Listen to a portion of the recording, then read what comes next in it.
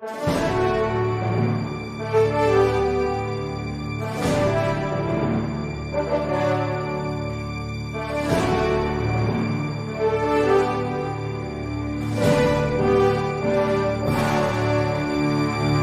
nome do Pai, e do Filho, e do Espírito Santo. Amém. Inspirai o Senhor as nossas ações e ajudai-nos a realizá-las, para que em vós comece e para vós termine tudo aquilo que fizermos, por Cristo, Senhor nosso. Amém. Santa Maria, Mãe de Deus, rogai por nós. Em nome do Pai, e do Filho, e do Espírito Santo. Amém. Muito bem, começamos mais uma aula ao vivo. Quero pedir desculpas pelo pequeno atraso que nós tivemos por alguns problemas técnicos, né? E alegria estar aqui com vocês para fazermos essa última aula a respeito do Tratado da Verdadeira Devoção à Santíssima Virgem Maria de São Luís Maria Grignon de Montfort. Como eu havia prometido para vocês, nesse mês de outubro, as aulas seriam abertas ao público. A partir da semana que vem, nós iremos estudar ainda a modalidade de como é que essas aulas vão ser feitas. Ou seja, eu queria que vocês entendessem. A finalidade das aulas ao vivo é que eu tenha um contato maior e uma possibilidade de um feedback mais direto com os alunos que estão inscritos no site e que colaboram com o site. Ou seja, é um serviço a mais que eu quero prestar para aquelas pessoas que estão se dedicando ao site e que estão nos ajudando com as suas doações, não é? Eu acho que esse canal de comunicação é mais prático, né, e mais direto. Bom, segunda razão é o fato de que quando a gente abre as perguntas para um público tão grande como essa aula ao vivo, aberta, não é? Ou seja, o bombardeio de perguntas é quase que incontrolável e as comunicações ficam assim, é muita gente. Então, nós podemos prestar esse serviço de uma forma com a melhor qualidade. Agora, ao mesmo tempo, eu não queria perder você que está aí, né? E que, por alguma razão, não tem condições de ajudar o site ou não quer ajudar o site. Então, nós estamos vendo qual vai ser a modalidade que nós iremos adotar a partir da semana que vem. Se vai ser uma aula completamente fechada ou se nós podemos colocar uns poucos minutos iniciais para um contato com o público maior e depois fechar as portas para os alunos, para que os alunos então possam, né, junto com o professor, ter esse contato mais direto. Vamos ver ainda como é que nós vamos resolver isso na prática. Estamos estudando um meio de contentar a todos. O fato é que este site, padrepauloricardo.org, é mantido por estes alunos que são dedicados nas suas doações e no pagamento das suas mensalidades. E que o grande público, não é, se beneficia do empenho deles, porque se não fosse o empenho deles, não seria possível, não é, a gente manter essas aulas ao vivo. Então, quero agradecer muito a todas as doações que foram feitas para o nosso site nesses dias. Conto com a continuidade dessas doações de vocês, porque isso já está permitindo, né, a aquisição de um novo equipamento. Nós já vamos adquirir uma nova câmera que vai possibilitar a criação de cenários através do chroma key, de uma forma mais técnica, com maior qualidade, né, do que a câmera atual, e assim nós vamos aos poucos, né, crescendo e progredindo dentro dos nossos projetos, né? Então quero agradecer a vocês por isso. Vamos então passar diretamente para a aula a respeito do Tratado de São Luís Maria Grignon de Montfort. Como vocês viram, na aula passada, nós falamos do capítulo 4º, que é, digamos, o centro, não é? O centro, porque explica o que é a devoção, através do método de São Luís Maria. Veja, existem outros métodos de consagração a Nossa Senhora, tá? Mas São Luís, ele foi inspirado por Deus, né, para colocar este método no tratado de uma forma brilhante, eu poderia dizer. Veja, o método de total consagração a Nossa Senhora não foi inventado por São Luís Maria. Porém, foi compilado neste tratado por São Luís Maria de uma forma que eu diria é teologicamente genial.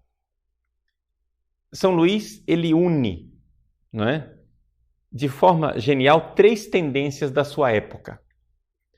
São Luís, ele está saindo, né, o século em que ele viveu, o século XVIII, está saindo da época barroca, com toda a espiritualidade barroca,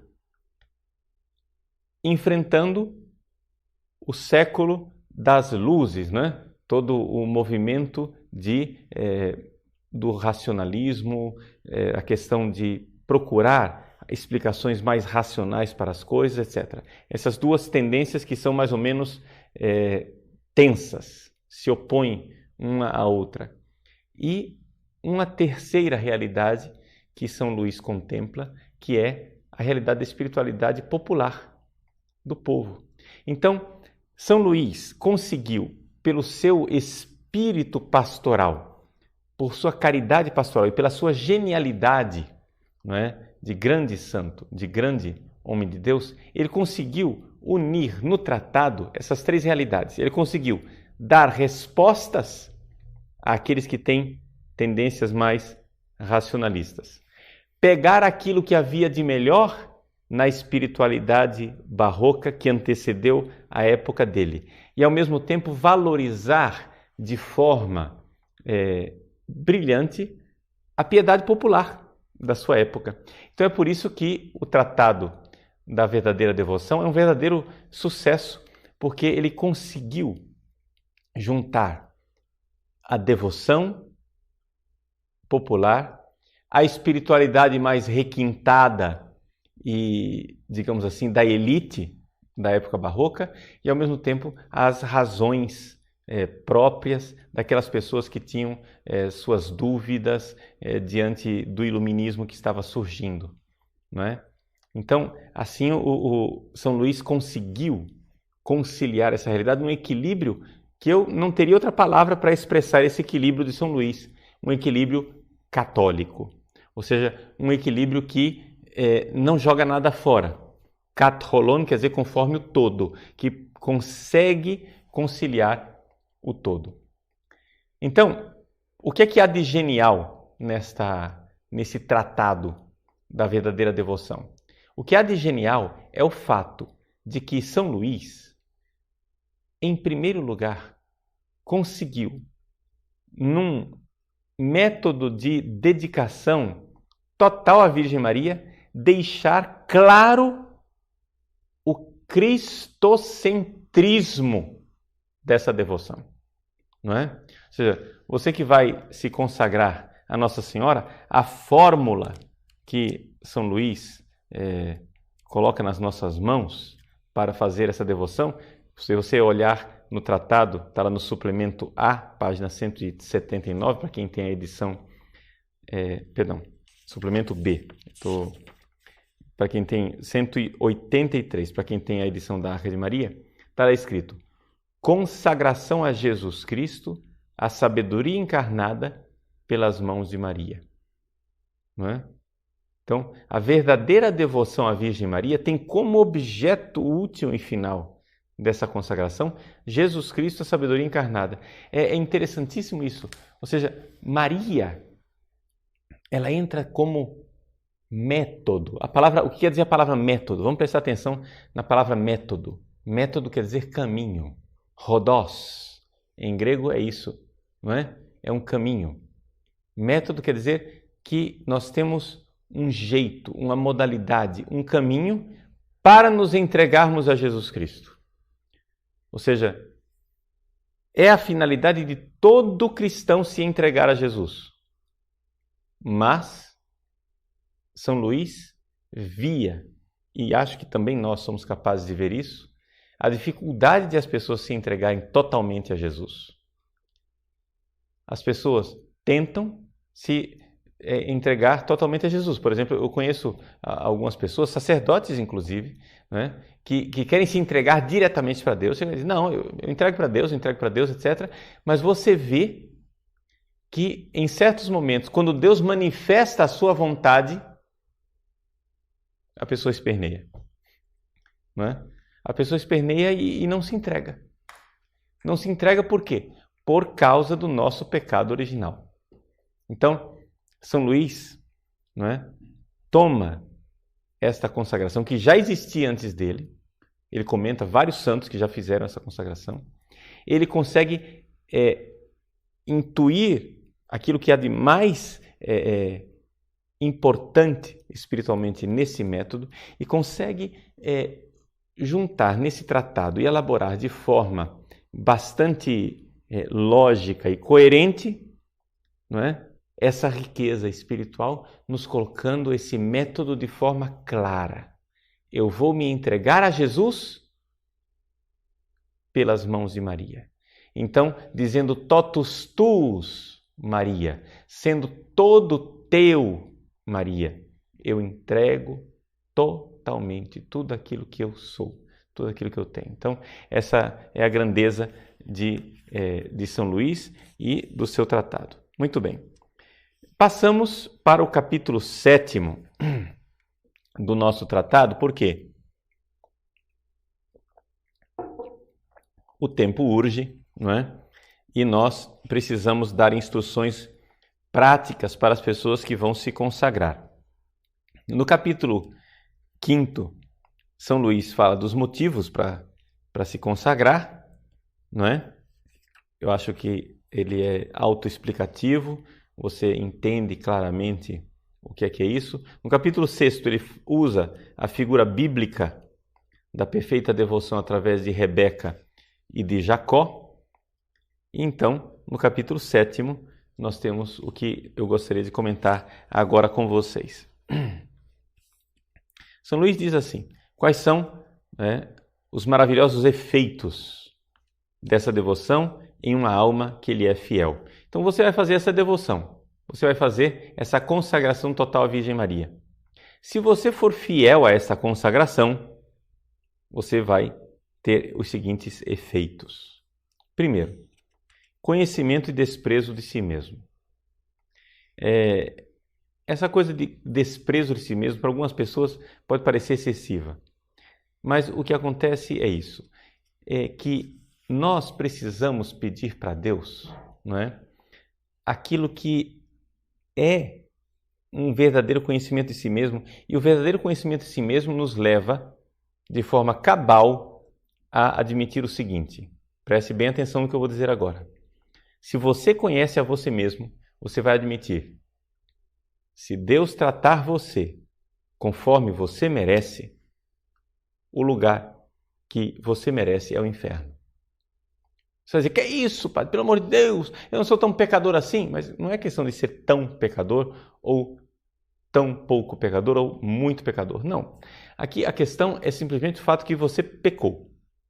E um pecado sequer, né, por venial que seja, já é incompatível com a santidade de Deus. Então, o nosso lugar é a miséria do inferno. Não é? Hoje de manhã eu celebrava a missa e celebrei missa num convento, num noviciado de irmãs, as irmãs agostinianas, servas de Jesus e Maria. E hoje, durante a missa, na comunhão, né, elas puxaram um canto, né, se não me engano, dos Anjos de Resgate, que eu gosto muito, em que se canta o glória, né, a Deus. Durante a comunhão, ouvir aquele canto bonito de glória, de ir glorificando a Deus. E hoje de manhã, na missa, ao ouvir aquele canto de glória, me veio, né, essa inspiração de Deus, de ver o que seria estar fora da glória do céu. Ou seja, eu não sou muito de me comover, não, mas me comovi de pensar a glória dos anjos, dos santos, e eu do lado de fora. E eu fora, dessa realidade gloriosa. Então nós temos que pedir a Nossa Senhora que ela mostre quem nós somos. Pelo meu pecado, eu não mereço ir para o céu. Né? Por meu pecado, isso é o conhecimento real de si mesmo. Porque se você não aceita isso, é porque você está fora de si. Você está fora do conhecimento de si, está num pecado de soberba e de cegueira imenso. Segunda coisa, a participação da fé de Maria. Vejam, Maria é o exemplo mais perfeito de fé. Jesus, como nós já dissemos em outras ocasiões, Jesus, ele confiava em Deus. Mas nós não podemos dizer exatamente que Jesus tinha fé, porque aquilo que havia na alma de Jesus não podemos comparar com aquilo que nós, simples criaturas, temos. Jesus não era somente homem, ele era também o Criador. Então havia a união hipostática que nós dizemos, né? A união na pessoa do Verbo eterno, da natureza humana e divina. Então, de alguma forma, em Jesus não existe uma fé do jeito que ela existe em nós. Não é? Poderíamos dizer analogicamente, não é, que existe fé, né? Conforme a carta aos Hebreus, Jesus é o iniciador de nossa fé. Mas a fé perfeita das criaturas nós encontramos na Virgem Santíssima. Não é? Então, quando você se entrega todo a ela gera em você a fé que ela tinha, não é? Ela gera em você a fé que ela teve aqui na Terra. Agora ela está no céu, vendo a Deus face a face, não é? E, digamos, quem vê a Deus face a face não precisa mais de fé. Mas Deus concede à Virgem Maria que ela gere em nós a fé que ela tinha. Então, terceira coisa, a graça do puro amor. Veja, o puro amor é uma coisa difícil. Nós podemos amar a Deus, mas quantas vezes o nosso amor é escrupuloso, quantas vezes o nosso amor é um amor servil e não um amor de filhos. Agora é interessante, eu me fazendo escravo de Maria, isto gera em mim não um amor de escravo, mas um amor de filho. É interessante isso, né? É como se fosse uma espécie de método para que você chegue ao amor de filho. Porque muitas vezes se você começa simplesmente dizendo, não, eu sou filho e pronto, não quero ser escravo, não quero ser servo, o que acontece? Gera um pouco a presunção. Mas você sendo servo de Maria, não é? Isso vejam, aquilo que São Luís coloca no tratado, não é assim deduções lógicas que ele faz, né? Isso daqui ele coloca no tratado um pouco daquilo que é a experiência dos santos ao longo dos séculos. Então, São Luís fala isso da experiência dele, mística, de santo, mas também da experiência de tantos santos que vieram antes dele, né? Então, o que acontece? De fato, você se entregando como escravo da Virgem, você recebe a graça do amor filial e não mais de um amor servil, né? De um amor medroso, porque você se entrega no amor confiante. E quando você é o escravo da Virgem, que confia totalmente, ali é gerado o Filho em você, o Filho Jesus em você. Depois, número 4, grande confiança em Deus e em Maria. Não é? Essa realidade da confiança, da entrega, como o filho que está entregue nos braços da sua mãe. Isso é muito importante na entrega à Virgem Maria. Você fala, mas eu me entrego diretamente a Deus. Sim, mas o nosso pecado original faz com que a gente esperneie. Se entregue a Maria. E a confiança nela vai fazer com que haja uma confiança total em Deus. Número 5, comunicação da alma e do espírito de Maria. Maria cantou, minha alma engrandece o Senhor. Essa alma que louva a Deus, né? Quando você se entrega a ela, ela entrega a você também a alma e o espírito, né? Minha alma engrandece o Senhor, meu espírito exulta em Deus, meu Salvador. Então, ali nós temos uma participação, não somente na fé de Maria, mas também na sua alma e no seu espírito. Número 6, transformação das almas em Maria, a imagem de Jesus Cristo. Então, aqui nós temos uma das coisas que uma das maiores genialidades, digamos assim, de São Luís enquanto pedagogo, não é? Mestre espiritual. Ele faz uma comparação. Você pode fazer uma imagem de várias formas. Você pode fazer uma imagem, sei lá, você tem um bloco de mármore, né? E você é um artista, e você vai lá com um cinzel, né? E vai tirando os pedaços do mármore até formar uma estátua, né? Muito bem. Para você fazer uma estátua assim, você precisa ser um grande artista.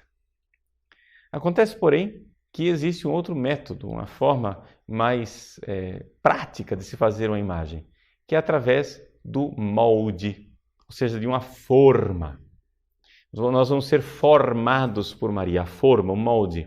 Então você tem o molde e se despeja ali, não é? O conteúdo que será a estátua. Você coloca ali o gesso, né? Você coloca ali a fibra de vidro, você coloca a resina, você coloca o que for, o bronze, né? Se for estátua de bronze, você coloca dentro do molde aquilo que será a estátua. E então você não precisa ser um grande artista. Então, o que São Luís aqui, a comparação que ele quer fazer é para dizer o seguinte, olha, você muitas vezes está aí batendo a cabeça, procurando um diretor espiritual, né? E esse diretor espiritual precisa ser um verdadeiro artista, né? Para conseguir moldar o seu coração conforme o coração de Jesus. Pois bem, ao invés de ir pelo caminho do diretor espiritual do artista, né? Aqui, só cuidado, hein? Eu não estou dizendo que São Luís está desprezando os diretores espirituais, não é isso. Mas nós temos um atalho. Ao invés de estar totalmente dependente da habilidade do diretor espiritual, nós temos aqui o caminho, que é você se moldar. Você usa o molde. Mas para você fazer uma série de imagens com o mesmo molde, existe uma condição. O molde precisa ser perfeito. E o molde aqui é Maria. Nós então somos moldados, né? Quando você se entrega à Virgem Maria, você é moldado por ela, e o que é que sai da forma? O que sai da forma é Jesus, né?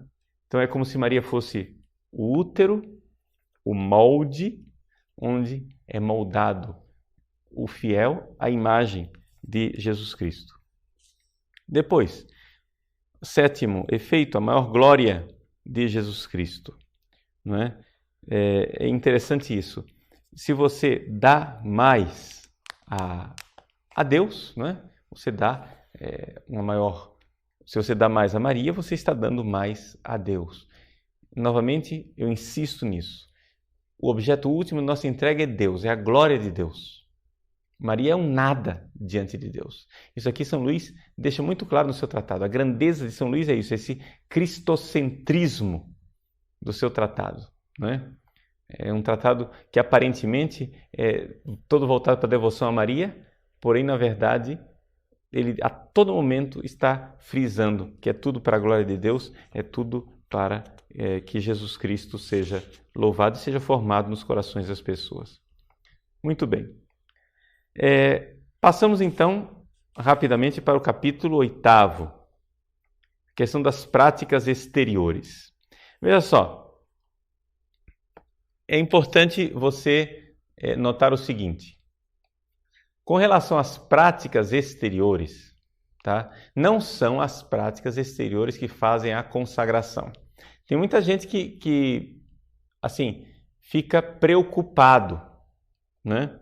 As pessoas ficam preocupadas dizendo assim, como é que eu faço? Eu não tenho condições agora de fazer todas estas práticas que São Luís indica, né? A coroinha de Nossa Senhora, o Santo Rosário, depois fazer a comunhão conforme está explicado aqui no tratado, usando essa oração, rezar o Magnífica todos os dias, etc e tal. Depois, todas essas orações preparatórias, é oração demais, o meu tempo, como é que eu faço, etc. As pessoas têm dificuldade. Então veja, é importante você notar o seguinte, as práticas exteriores, elas são um auxílio para a realidade interior da consagração. Quando você se consagra pelo método de São Luís, você está entregando tudo aquilo que você tem e você é à Virgem Maria. né? Portanto, seu corpo, suas faculdades mentais, faculdades da sua alma, também todos os bens espirituais que você tem, você está entregando tudo à Virgem Maria. Essa é a essência da consagração. Então, não é a consagração, muitas pessoas confundem a consagração na sua essência com as práticas exteriores, não é? Então, eu já ouvi gente dizer assim, eu não vou fazer a consagração porque eu já tenho tais e tais e tais práticas devocionais e eu não tenho condições de acrescentar mais orações, mais práticas devocionais. Não, nada disso, né?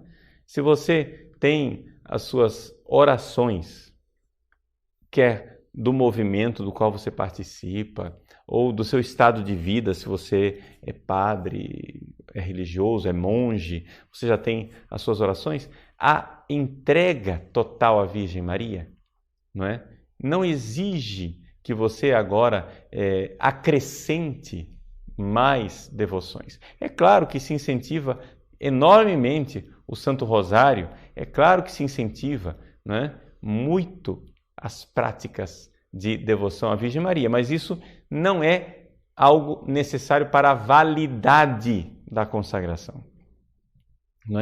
A validade da consagração é esta realidade da entrega, da entrega. E as práticas exteriores, elas estão aí para nos ajudar. Então, não estou querendo desprezar as práticas exteriores, mas, ao mesmo tempo, eu quero aqui colocar as mãos na frente exatamente para que o demônio não impeça você de fazer a consagração. É importante você notar o seguinte: o diabo não quer que você se consagre.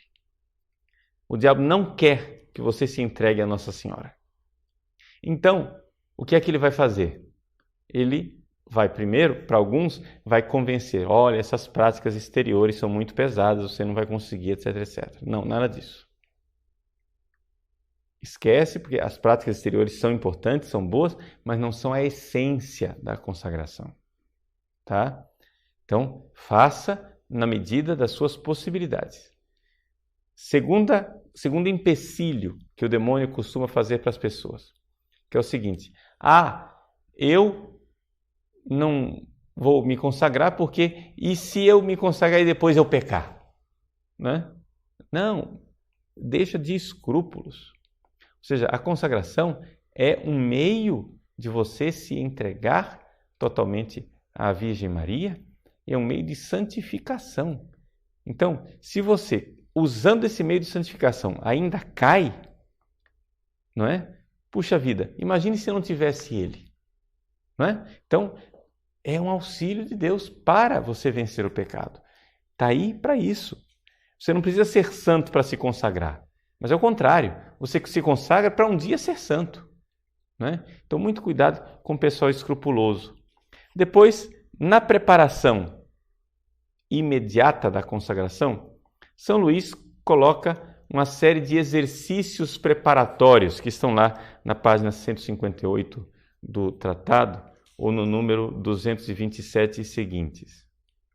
Quais são essas práticas, esses exercícios preparatórios concretos?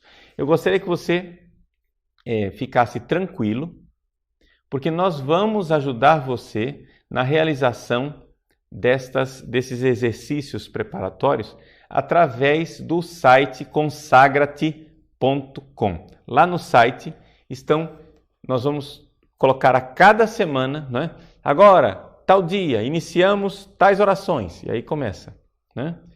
Então, nós vamos a cada momento indicar para vocês quais as orações que precisam ser rezadas. Nós vamos estar aí ajudando você através do site consagrate.com. Então, não se preocupe. Só gostaria aqui de apresentar para vocês um esquema. O esquema de São Luís é um esquema de 30 dias de preparação.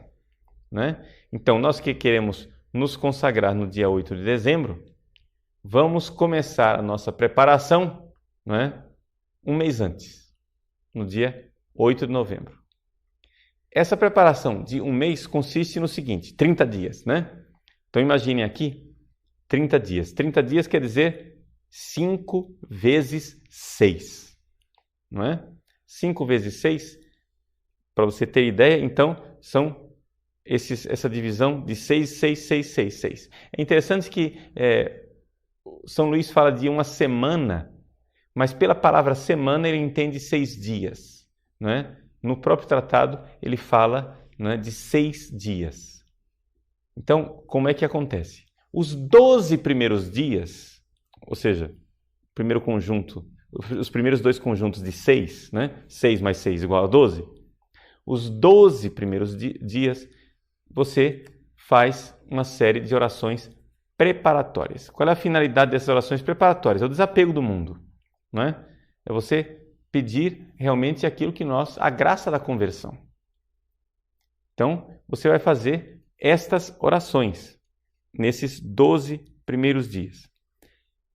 Depois que você faz as orações nos 12 primeiros dias, aí você tem 3 semanas pedindo um maior conhecimento. Primeira semana de 6 dias, o maior conhecimento de si. Segunda semana de 6 dias, o maior conhecimento da Virgem Maria. E terceira semana de 6 dias, o maior conhecimento de Jesus Cristo. Então, veja só. Primeiros 2 grupos de 6, 12 dias. 6 mais 6, 12. Pedir a conversão, desapego do mundo, etc. Depois, conhecer a si mesmo, 6 dias. Conhecer a Maria, 6 dias. Conhecer a Jesus, 6 dias. E cada semana São Luís indica algumas orações que devem ser feitas, não é? Essas orações estão indicadas no site consagrate.com. Então você pode encontrar lá, não é, as indicações destas orações, e nós vamos, a partir do dia 8 de novembro, acompanhar com você essas consagrações. Agora, uma vez que existem esses dias para se preparar para a consagração, vem aquela famosa história: "Ih, padre, eu queria me consagrar, mas nos 30 dias preparatórios, teve um dia que eu não consegui rezar. Por quê? Porque eu fui com o meu marido na chácara e não tivemos tempo e não rezei. E agora, não vou me consagrar." Não, se consagre. Veja, cuidado, gente. O demônio quer que nós não nos consagremos. Então, nesses 30 dias de preparação, é muito comum que as pessoas sejam atacadas, né? Para, num dia, não fazer uma oração. E aí os escrupulosos ficam com medo e não se consagram. O demônio sai ganhando, não é? Então vamos vencer um pouco esses escrúpulos. Vamos ficar naquilo que é o método próprio de São Luís, que é essa realidade da consagração e da entrega de todo o meu ser a Nossa Senhora.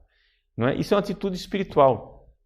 Não são as práticas exteriores que dizem que eu sou consagrado ou não sou consagrado, não é? Mas essa atitude interior de entrega total a ela. As práticas exteriores, elas servem para fomentar, alimentar, dar força, adquirir as graças de Deus necessárias para viver essa consagração, claro. Mas elas são auxílio, não são a essência da consagração. É como se dissesse assim: olha, para trabalhar como ajudante de pedreiro, você tem que carregar esses tijolos aqui, né? Agora, é evidente que para poder carregar tijolos, você precisa se alimentar, né? Então, o ato em si é carregar os tijolos. Mas existem coisas que ajudam você a carregar os tijolos, né? Ou seja, é o alimento, é aquilo que te nutre, é aquilo que te dá força para cumprir aquela missão. Então, consagrar-se a Nossa Senhora é, mal comparando, né, esse carregar esses tijolos, ou seja, é essa obra, essa realidade da entrega a Nossa Senhora. Eu estou aí carregando tijolos e construindo o Cristo em mim. Essa é a consagração à Nossa Senhora. É essa obra de construir o Cristo, né? É a formação do Cristo em mim. Para realizar essa obra, é evidente, se você vai trabalhar, se alimente, durma bem, cuide da sua saúde, não é isso? Então, são os atos que te ajudam a cumprir a obra. A consagração em si, então, é isso. É entrega a Nossa Senhora, mas é claro que se você vai se entregar a Nossa Senhora, você precisa se alimentar com atos devocionais, são os atos exteriores, a respeito dos quais fala São Luís. Nós vamos agora fazer um intervalo, não é? Vamos liberar o chat e você pode então entrar com as suas perguntas a respeito desse tema do Tratado da Verdadeira Devoção à Virgem Maria. Até mais, nós voltamos já. Nós estamos de volta então com a nossa aula, querendo responder agora as suas perguntas. Bom, primeiro, com relação ao inferno, não é? Ou seja, quando eu falei que uma das coisas que o tratado, que a devoção à Nossa Senhora, a consagração, nos dá um conhecimento de si mesmo, eu enfatizei bastante essa coisa de que nós merecemos o inferno e esqueci de dar a solução do problema, não é evidente? Ou seja, por descuido, eu não concluí o pensamento. Nós merecemos sim o inferno. Só acontece que Deus, na sua infinita misericórdia, quer que nós sejamos salvos e Ele veio para nos salvar, não é? Então, é importante a gente notar isso. No autoconhecimento, eu descubro que eu mereço o inferno. Agora, no conhecimento de Deus, eu descubro que Ele quer me salvar, e que Ele me ama, e que Ele me quer bem. Então, como é que a consagração à Nossa Senhora vai me ajudar nisso? Ou seja, quando eu me ponho diante da pureza, da grandeza da Virgem Maria, eu vejo a minha mesquinhez, a minha pequenez.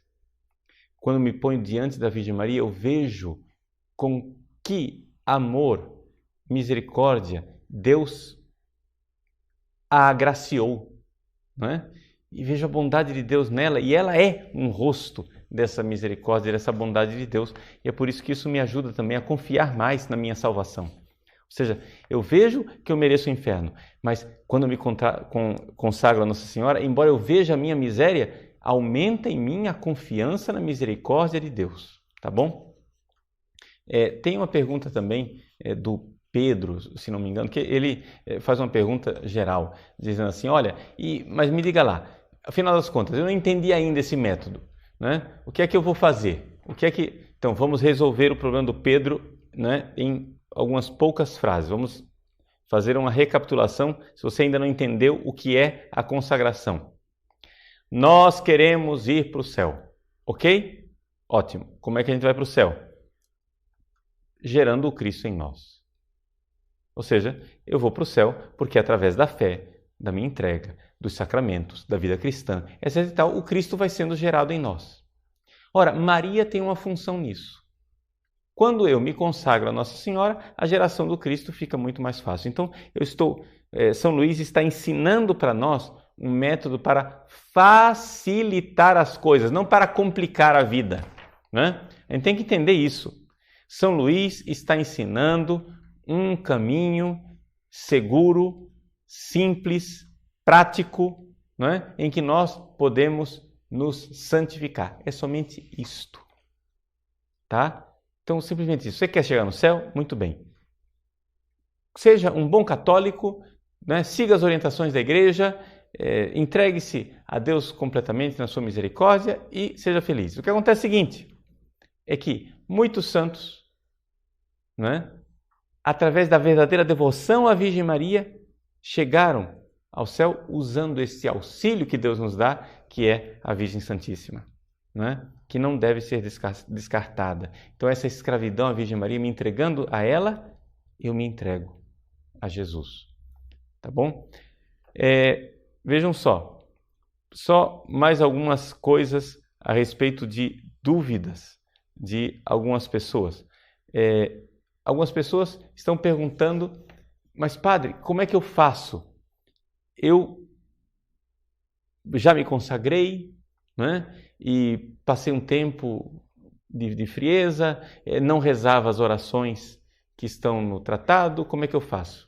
Você pode renovar a sua consagração. Caiu, levanta. Entendeu? Caiu, levanta. Então, você, inclusive, todos aqueles que já são consagrados, estão convidados a renovar a sua consagração conosco no dia 8 de dezembro. O São Luís diz no tratado que você todos os anos é uma coisa boa, não é que seja obrigatória. É uma coisa boa. É oportuno você renovar todos os anos a sua consagração na data em que você se consagrou ou em alguma outra data, né, de uma festa mariana. Então, é importante a gente realmente renovar isso sempre, porque é um empenho contínuo. A gente tem que lembrar isso. Não é uma mágica, não é a prática exterior devocional, né? A consagração total a Nossa Senhora não significa quantos terços eu rezo, quantas ladainhas eu rezo, se eu devo rezar coroinha, etc. e tal. Não, é uma atitude. Você vive a sua vida de bom cristão com uma nova atitude interior. Aqui é que está o segredo da devoção e da consagração a Nossa Senhora. Tá bom? Então, vamos ver. A Daniela Gonzaga de Souza, ela pergunta o seguinte: quero muito fazer a consagração, mas ouvindo uma das palestras do padre, ele diz que devemos nos perguntar, por exemplo, como seria minha casa se Maria morasse aqui. Existe uma situação na minha vida que não consigo resolver. Meu filho leva a sua namorada para o quarto e dorme com ela, mas quando eu peço para ele parar, ele se rebela e não aceita. Então penso que por isso não posso fazer a consagração. Estou tão triste, me ajude se puder. Veja só, é importante você entender o seguinte, filha, que a sua consagração, né, vai ajudar você a ir superando esses problemas, não é?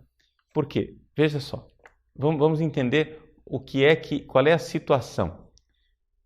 O seu filho, aqui eu não tenho os dados específicos da vida do seu filho, então muito cuidado com os conselhos que eu vou dar agora, porque eu não conheço os detalhes da sua vida, tá? Mas eu estou supondo que o seu filho é maior de idade. Eu estou supondo também aqui, de alguma forma, que o seu marido está vivendo com você essa mesma dificuldade.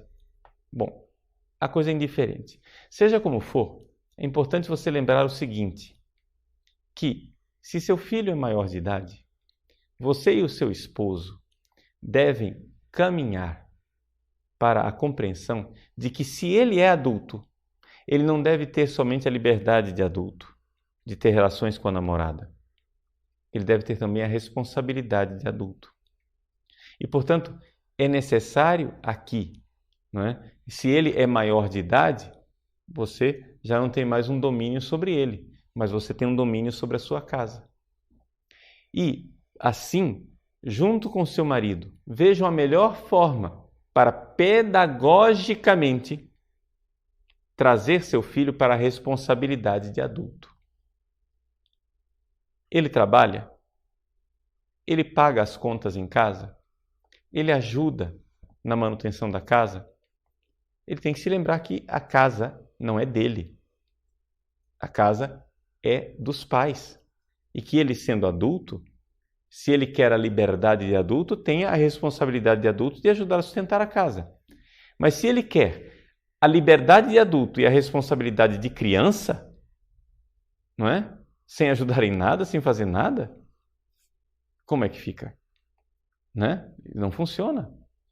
Você deve ajudá-lo a vir para o mundo adulto. Por quê? Porque o que ele está fazendo é infantilismo. Ou seja, ele quer os prazeres da vida de criança. Só que ao invés de brincar de carrinho, agora ele brinca de fazer sexo com a namorada, mas a vida adulta que é boa ele não quer. Então é necessário que o amor de vocês pais seja um amor exigente. Se você se consagra a Nossa Senhora vai modelando o seu coração de mãe e vai ajudando você, né, a entregar o seu filho. Porque veja que a dificuldade sua aqui está exatamente em entregar o seu filho a Deus. O seu filho notou isso. O seu filho notou que ele é capaz de chantagear os pais. Ou vocês me deixam dormir com a namorada, ou eu fico emburrado, ou então eu saio de casa, ou então eu brigo com vocês, ou então ele sabe do apego de vocês e usa isso como mecanismo de chantagem. Então eu estou aqui me estendendo na resposta a essa pergunta. Por quê? Por um simples motivo. Porque isso ilustra também para todas as pessoas que estão ouvindo o seguinte, que Nossa Senhora, você se consagrando, as dificuldades que você enfrenta, não é? Vão ser facilitadas, você vai se entregando, ou seja, você está vivendo um drama com o seu filho. Por que é que você vive esse drama com o seu filho? Por causa de um certo, claro, por causa do pecado dele, mas também por causa de um certo apego e idolatria de vocês que estão se deixando chantagear por ele. Como é que você vai se livrar dessa idolatria e desse problema? A consagração Nossa Senhora vai te ajudar. É para isso que é a consagração. A consagração é para superar essas coisas. Então não é assim, eu vivo a consagração, então eu agora já tenho que estar pronto no primeiro dia. Não, gente, é um método, é um caminho. Tem que entender isso.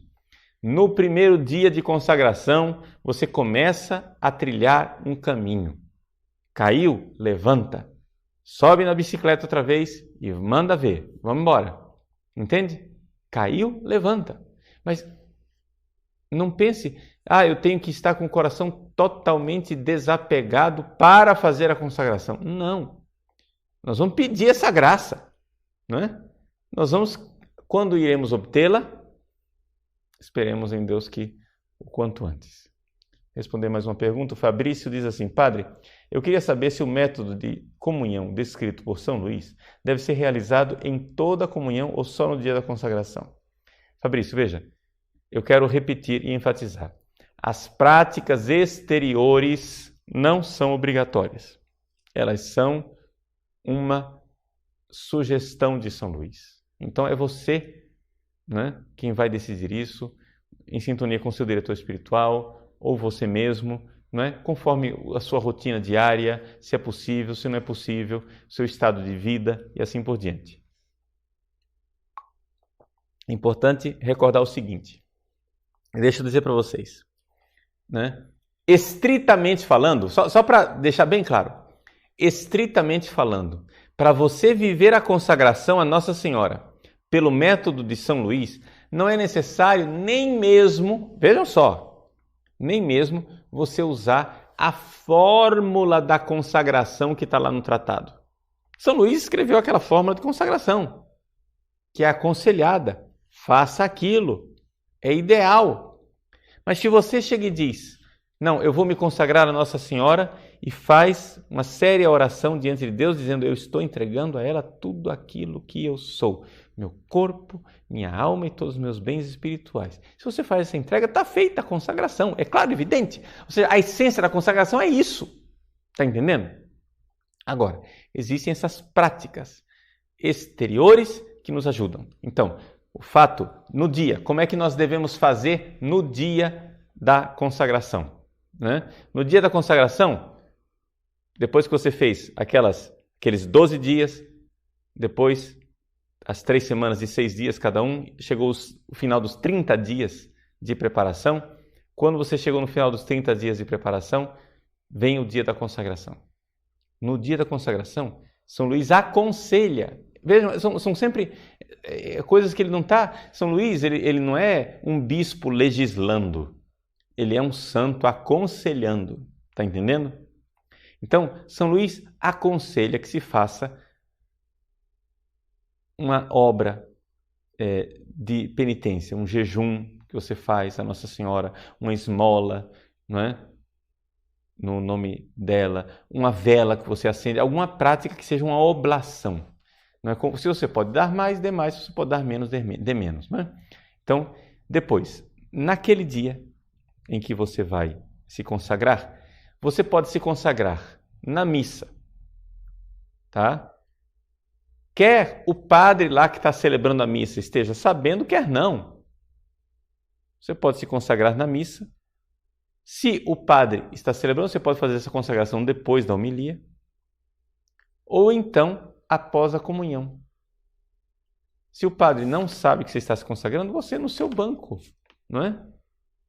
Na hora da ação de graças da missa, faz a sua consagração. Ou então, no final da missa, faz a sua consagração privadamente. E está feita a consagração. Então, faça um jejum preparatório, ou se você não pode fazer jejum, uma abstinência, não pode fazer abstinência, uma penitência, não pode fazer uma penitência, uma esmola, não pode fazer uma esmola, então acenda uma vela, faça alguma coisa, entende?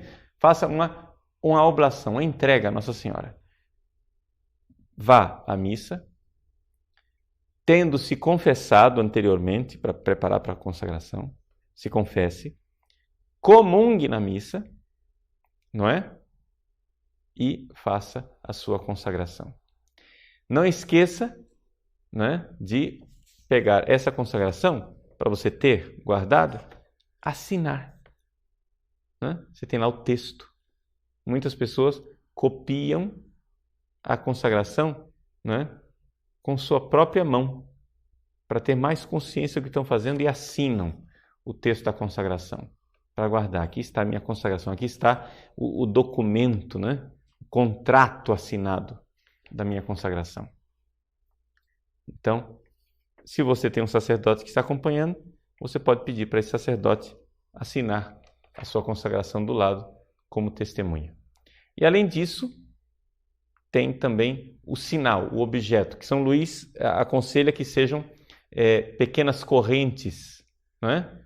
Cadeiazinhas. Mas se você acha que a corrente não é oportuna, né? Seja a grossura da corrente qual for, você então pode usar uma medalha, um escapulário, algum sinal que esteja sempre com você e que lembre a você a sua consagração a Nossa Senhora. É isso que aconselha São Luís. Não é? Mas saiba, nada disso é essencial para que haja consagração. Tá? A consagração ela pode acontecer no ato interior do coração e no estilo de vida de entrega contínua e constante a Nossa Senhora, tá bom? Vânia Guadalupe pergunta assim: estou me preparando para fazer a consagração, sou pedagoga e trabalho com crianças bem pequenas. Será que posso continuar dançando flamenco, danças espanholas? Tenho dúvidas, será que combina com a vida da Mãe de Jesus? Veja, Vânia, a Mãe de Jesus, não é? Nós nos entregamos totalmente a ela, mas a Mãe de Jesus, por exemplo, ela não era sacerdote, não é? Nossa Senhora não celebrava a missa. Eu celebro. Então, isso em nada muda o nosso estado de vida, desde que aquilo que você esteja fazendo não seja pecaminoso, não é? Dançar não é pecaminoso, não é um problema.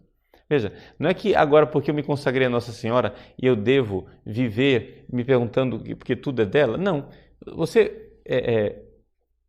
Desculpa aqui, vamos usar um pouco a fantasia, tá? Vamos usar a nossa imaginação.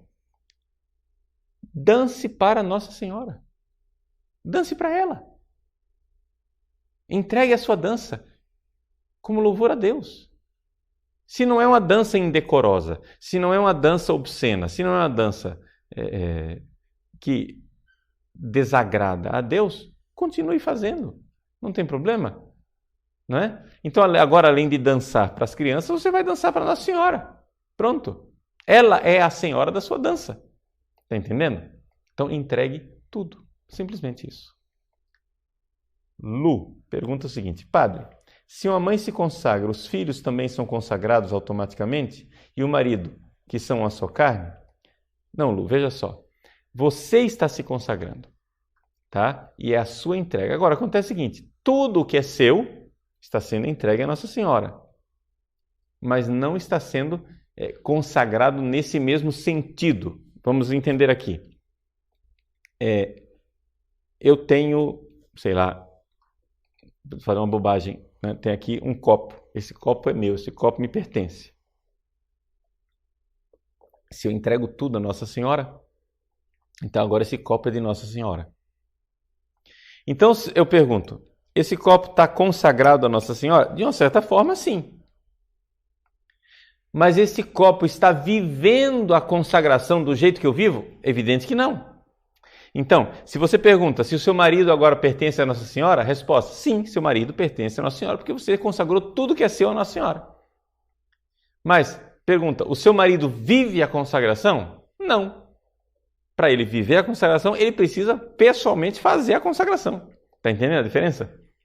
Não é? Ou seja, uma coisa é viver o método, outra coisa é dizer, não, está entregue. Ou seja, aquilo que me pertence, eu entrego a Nossa Senhora. Então, o meu marido, enquanto é meu marido, eu irei entregar a Nossa Senhora. Agora, você não é proprietária de tudo que é do seu marido, não é? Não. Então, aquilo que é seu, você entregou. Tá bom? Muito bem. Raíssa, padre, eu tenho 10 anos, posso fazer a consagração? Pode sim, Raíssa, você pode fazer a consagração, né? Você pode se entregar a Nossa Senhora. Lembre que Nossa Senhora apareceu em Fátima para 3 pastorinhos. A Lúcia tinha 10 anos. O Francisco tinha 9. A Jacinta tinha menos ainda, ela tinha 7 anos de idade. E Nossa Senhora apareceu para elas, e apareceu e ensinou a se entregarem, não é? A oferecer sacrifícios ao coração de Nossa Senhora pela conversão dos pecadores. Então, essa entrega a Nossa Senhora pode ser vivida pelas crianças, sim, não é? Inclusive, a comunidade Arca de Maria, ela tem um pequeno tratado para crianças, ou seja, assim como nós temos essa edição do tratado aqui para os adultos, que é o texto de São Luís, né? A Arca de Maria tem um tratadinho para crianças, ou seja, um livro que dá exemplo de pequenos santos, santinhas, meninos, meninas, santos, que viveram a sua entrega a Nossa Senhora e que vão ensinar agora as crianças a se entregarem também. Quanto mais cedo, melhor. Quanto mais cedo você se entregar. Então, Raíssa, Deus abençoe você. Estou muito contente que você vai se entregar a Nossa Senhora. Luiz Felipe. Ademais disso, após a consagração, é possível continuar orando aos santos e a Deus e também oferecer coisas exclusivamente a Deus, como a missa e a meditação diária? Aí tem uma outra pergunta que segue na mesma linha da Elite. Padre, ainda tenho dúvidas sobre as orações. Posso rezar por minha família, por mim, ou só pelas intenções de Nossa Senhora? Então veja só, gente. A consagração em nada afeta nossa vida de oração, a não ser no fato de que, uma vez que eu me entreguei totalmente a Nossa Senhora, eu vou rezar com mais confiança ainda, não é? Eu vou rezar com mais confiança ainda. Veja, eu estou consagrado a Nossa Senhora, mas eu estou falando com você. O que é que me impede de eu falar com o São Pio de Pietrelcina, hein? Está entendendo? Se eu estou falando com você, sou escravo de Maria, mas estou falando com você. O escravo de Maria pode falar com São Pio. E é evidente que pode falar com Deus, né? Por quê? Porque é uma consagração a Jesus pelas mãos de Nossa Senhora. Então, Maria é o método, né? Somente isso. Ou seja, se você antes fazia adoração ao Santíssimo, agora você vai fazer mais ainda. Se você antes se entregava a Deus, agora você vai entregar mais ainda. Mas você vai entregar tudo pelas mãos de Nossa Senhora. Essa que é a coisa, não é? Pelas mãos de Nossa Senhora. Você vai fazer tudo. Suas orações vão ser feitas pelas mãos de Nossa Senhora. Não é que você agora só pode pedir aquilo que Nossa Senhora vai pedir. Não. Faça seus pedidos. Peça com mais confiança à sua Senhora. Você pode falar com Deus? Claro que pode. Você vai falar com Deus. E lembre-se, você está com a sua Senhora falando com Ele. Não é? Você pode falar com o santo, claro, e você está com sua Senhora falando com ele. Não é? Então, a nossa vida de oração, ela continua a mesma no sentido que nós podemos continuar fazendo as mesmas orações que fazíamos, só que agora, como nós estamos fazendo por Nossa Senhora, fazemos com mais confiança, porque ela gera no nosso coração um coração mais confiante que é capaz de rezar de uma forma melhor. Ok? Pergunta do Ando. As orações em latim citadas no tratado, antes, durante e depois da comunhão, devem ser rezadas em latim mesmo? A oração em latim é mais forte? Então, veja só. As orações podem ser rezadas em português, tá? Podem ser rezadas em português, não tem problema nenhum. A oração em latim é mais forte? Não, não é questão de ser mais forte, tá? As pessoas que sabem o latim e que sabem rezar em latim, sabem pelo menos o básico, né, para entender o que é que estão dizendo, elas tiram da oração em latim o grande proveito de estar rezando uma oração que ela sabe que séculos de santos já recitaram aquelas palavras. Então, por exemplo, vamos supor que você aprende o Pai Nosso em latim, não é? Ou aprende a Ave Maria em latim e começa a rezar o terço em latim, tá bom? Bom, você pode não saber todas as declinações, você não pode não saber conjugar os verbos em latim, pode não saber a análise sintática do latim inteiro, porém, você não sabe o Pai Nosso em português? Você sabe que rezando aquela oração em latim, você está dizendo aquilo. Você não sabe Ave Maria em português? Você sabe que recitando Ave Maria em latim, você está dizendo aquilo. Não precisa saber gramática, mas você sabe que aquelas palavras que você está recitando foram recitadas por centenas de santos antes de você, e isso te liga, não é, à grande história da igreja, essa grande família espiritual de séculos. Então não é que a oração ela é mais forte em latim, mas é que conforme a pessoa, né, nós sabemos que, isso aqui depende um pouco de cada um, mas nós sabemos que a oração em latim pode suscitar em você uma maior devoção. É simplesmente isso, tá bom? Ok, então nós estamos, aqui o pessoal do site está me avisando para concluir um pouco essa nossa aula e temos alguns avisos básicos, né, para dar antes de concluir. Veja só, primeiro eu queria atestar a minha união, né, com grande satisfação da Fraternidade Discípulos da Mãe de Deus em Natal, Rio Grande do Norte, que estão fazendo junto conosco essa campanha do Consagra-te. Estão muitos unidos a nós. Então, o pessoal dos Discípulos da Mãe de Deus em Natal, Rio Grande do Norte, Deus abençoe vocês. Nossa Senhora realmente recompense todo o trabalho que vocês têm feito. Eles irão fazer, não é, também em Natal uma grande campanha de consagração e o dia que eles marcaram, por causa da questão de feriado, disponibilidade, etc. e tal, foi no dia 11 de dezembro. Nós aqui em Cuiabá iremos fazer no dia 8 de dezembro, mas eles vão fazer no dia 11. Excelente, estão unidos conosco. Depois, uma outra coisa. É importante você recordar que todas as informações da consagração vão ser colocadas no site consagrate.com. E você que vai se consagrar e quer estar unido a nós, não é? Envie o seu nome para nós, né? Lá no site consagrate.com, nós pedimos que você envie os nomes até o dia 20 de novembro, não é? Então a data 20 de novembro é domingo, festa de Cristo Rei. Você até 20 de novembro entrega o nome, principalmente aqueles que pretendem fazer a consagração presencialmente aqui em Cuiabá, no dia 8 de dezembro conosco, aqui na Várzea Grande, na Paróquia Cristo Rei. Então, aqueles que pretendem estar conosco no dia 8 de dezembro, envie o seu nome o quanto antes para confirmar a sua presença, para nós termos ideia da estrutura que nós precisamos preparar. Então, até o dia 20 de novembro.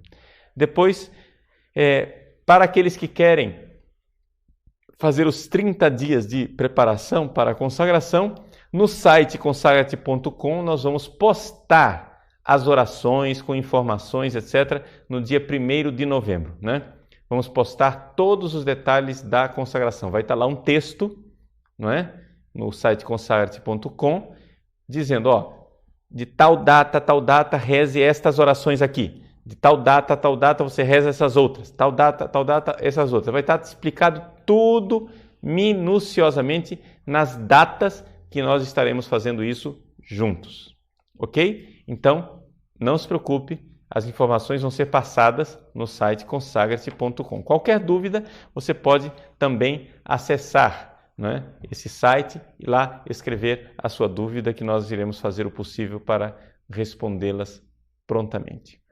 Depois, o pessoal da organização aqui do site pede para dizer que nós estamos caminhando para o início do mês e no início do mês de novembro nós temos mais uma parcela de R$5.000 para pagar. Nós fizemos uma mudança na plataforma do site, que vocês dentro em breve verão essa diferença, mas nós já estamos pagando esses programadores, não é? É um serviço que não é... Procuramos um serviço de qualidade e também o mais barato possível. Procuramos até fora... O interessante é que nós tínhamos achado o serviço mais barato na Rússia, inicialmente, né? Então estávamos com alguns programadores russos. Agora descobrimos aqui no Brasil mesmo que a coisa pode ser feita com a mesma qualidade, mas de forma mais barata.